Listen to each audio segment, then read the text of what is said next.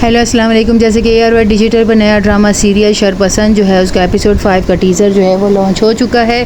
फरासत साहब के पास जो है वो मोहल्ले की एक औरत आती है। उसके बेटे ने बाहर से कुछ पैसे जमा करके जो है पाकिस्तान ट्रांसफ़र किए होते हैं। वो उनसे कहती है हमारा कोई बैंक अकाउंट नहीं है, आप हमें वो पैसे निकलवा कर दे दीजिए। यहाँ पर फरासत साहब फ़ौरन से हामी भर लेते हैं, लेकिन जब वो बैंक जाते हैं तो बाहर के मुल्क के जो है वो कुछ करेंसी के जो है वो टैक्स काटते हैं। पाकिस्तानी बैंक के टैक्स काटने के बाद 5,000 रुपये लेस करके इन्हें बाकी की रकम दे देते हैं, जिस पर उनकी बेटी कहती है ऐसा कैसे हो सकता है, भाई ने जो रकम भेजी है उसके हिसाब से हमें 22,000 रुपये पहुँचने चाहिए थे, इतना ज़्यादा टैक्स कैसे कट गया। बेगम जो है वो अपनी बेटी को डांटते हुए कहती है कि तुम ऐसा कोई शक फरासत भाई के ऊपर नहीं कर सकती हो, लेकिन वो फिर भी उनके पास पूछने के लिए जाती है। यहाँ पर जो है शाज़मीन जो है वो अपने मंगेतर तारिक के साथ जब बाहर से आती है तो महल्ले के लोग उसके घर के पास धावा डाल लेते हैं और सब शोर मचाते हुए कहते हैं कि आज हम जो है वो पूछना चाहते हैं कि ये कौन है जो रोज़ रोज़ नित नई गाड़ियों में तुम्हारे घर के आसपास चक्कर लगाते हैं। भाई तुम्हें दुनिया में कोई और औरत मिली ही नहीं जो तुम इसके दाम में फंस चुके हो। वाले शाज़मीन पर इतनी उंगलियां उठाते हैं और फरासत के बारे में भी कहते हैं कि इस औरत ने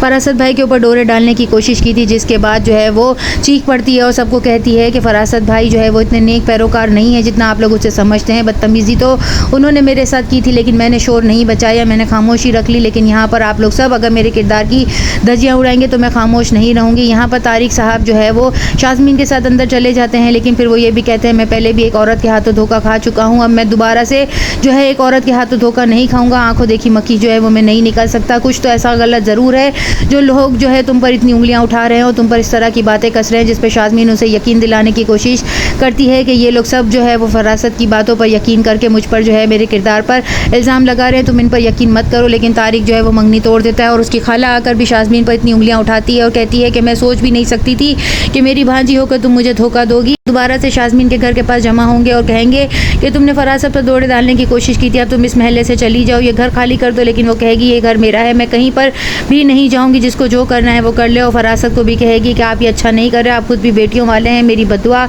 आपको लगेगी तो आपकी बेटियां भी रुसवा होकर रह जाएंगी, जिस पर फरासत को कोई डर नहीं लगता है। मोफिदा जो है वो महल्ले के हर कामों से जो है वो अपने आप को दूर रखते हैं। यहाँ पर बहुत सारी औरतें जो हैं वो रुबीना के घर पर भी जमा होती हैं, वो भी शाज़मीन के खिलाफ पूरा प्रोपेगेंडा करती है और महल्ले की औरतों को जो है उसके खिलाफ बातें करते हुए कहती है कि मेरे मियाँ तो अल्लाह को जो है नाराज़ करना नहीं चाहते हैं, वो अल्लाह के पैरोकार हैं और वो जो है वो किसी के लिए भी मदद करने के लिए हर वक्त तैयार रहते हैं, लेकिन वो किसी भी औरत के खिलाफ जो है गलत बात नहीं कर सकते हैं।